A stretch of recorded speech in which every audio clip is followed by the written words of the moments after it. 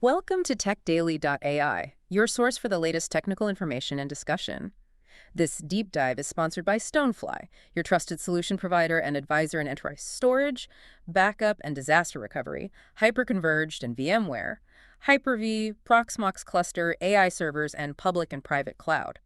Check out stonefly.com or email your project requirements to sales@stonefly.com for more information. So today we're tackling domain-driven design, DDD. Right, DDD. Yeah, we're looking at how DDD, well, how it tries to flip the usual script on software design. Flip the script. How so? Well, the idea is focusing first really deeply on understanding the actual business problem you're trying to solve. Okay. Rather than, immediately jumping into technical stuff like database schemas or which framework to use. Oh, okay. I think I see where this is going. We've all been on those projects, right? Where the software technically works, it runs, but maybe it doesn't quite hit the mark on what the business actually needed. Exactly. That's the core issue DDD really aims to address. It's fascinating, really. So much software failure isn't about, terrible code per se. It's more often because the development team's understanding, their mental model of the problem, it just doesn't line up with the business reality. There's a gap. Right, a translation problem almost. Precisely. And DDD pushes for this really deep collaboration between the engineers and the domain experts, the business folks, right from the start all the way through. So it's about bridging that gap you mentioned. Yes, ensuring those two worlds, the technical and the business, are actually speaking the same language. Okay, speaking of language, I know this idea of a ubiquitous language is pretty central to DDD. How does that work in practice? How does it stop those misunderstandings? Yeah, the ubiquitous language, it's critical. Think of it like this. Maybe the sales team talks about a lead conversion. Okay. But the dev team building the CRM software internally calls that same exact event a customer acquisition. Subtle difference, but I can see how that could cause problems down the line. Exactly. That small difference in terms. It can build up, lead to flawed assumptions baked right into the software logic. So the ubiquitous language is about hammering out and agreeing on a shared common vocabulary. For everyone involved. For everyone involved within a specific part of the system. And that leads to the next idea. Which is? Bounded contexts. Bounded context. Okay, that sounds like drawing lines on a map, setting up clear zones or boundaries. Why is that so important? That's a great way to put it. Yeah, drawing lines. A bounded context basically defines where that specific ubiquitous language applies. It sets the boundary for a particular model. So, the word invoice means one thing in billing. Exactly. In the billing context, invoice has a very precise meaning, specific rules. But if you jump over to, say, the marketing analytics context... Invoice might not even be a concept there, or it might mean something slightly different. Precisely. Or it's just irrelevant. By setting these clear boundaries, these contexts, we stop our models from becoming this giant tangled mess where terms are ambiguous. It keeps different concerns neatly separated. Okay, that makes sense for managing complexity. And inside these contexts, you often find aggregates, right? What's their job? Aggregates. Yeah. Think of them as like a cluster of related objects that logically belong together. You treat that whole cluster as a single unit, especially when you're making changes. Can you give an example? Sure, like an order.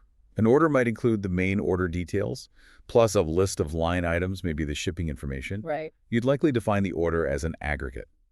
So when you load an order or save changes to it, you deal with the whole thing, the order header, the lines, the shipping, as one consistent unit. So it ensures that you can't, change a line item without considering the whole order. It maintains consistency. Exactly. It enforces consistency rules within that aggregate boundary.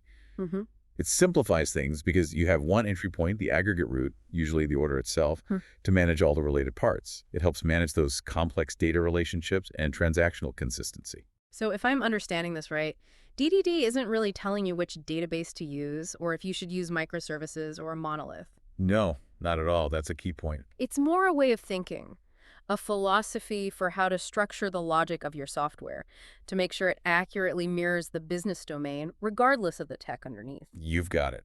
Whether you're building microservices or a more traditional layered application, the core DDD principles, understanding the domain, defining that ubiquitous language, Setting clear bounded contexts using aggregates, they remain incredibly valuable. Especially in complex areas. Oh, absolutely. Think about domains like finance or healthcare, logistics, complex e-commerce marketplaces. Anywhere the business logic itself is non-trivial, intricate, and probably likely to evolve over time. DDD really shines there. Okay, so let's boil it down. If someone listening is grappling with really complex business logic in their software development, what's the main message they should take away from DDD? I think the core takeaway is this. Prioritize getting a deep understanding of your business domain first. Really model it accurately. If you do that, you'll build software that's not just, you know, technically correct, but actually aligns with the business needs And is easier to change later. and is much more adaptable to future changes. Yeah.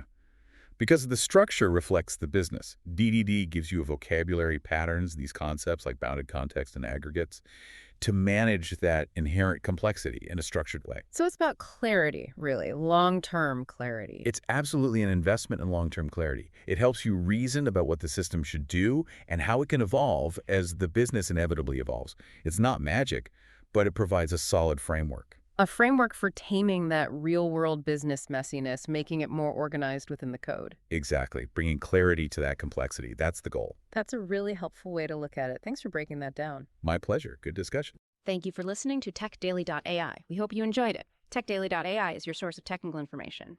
This deep dive is sponsored by Stonefly, your trusted solution provider and advisor in enterprise storage, backup, disaster recovery, hyperconverged and VMware, Hyper-V, Proxmox cluster, AI servers, and public and private cloud. Check out stonefly.com or email your project requirements to sales@stonefly.com for more information.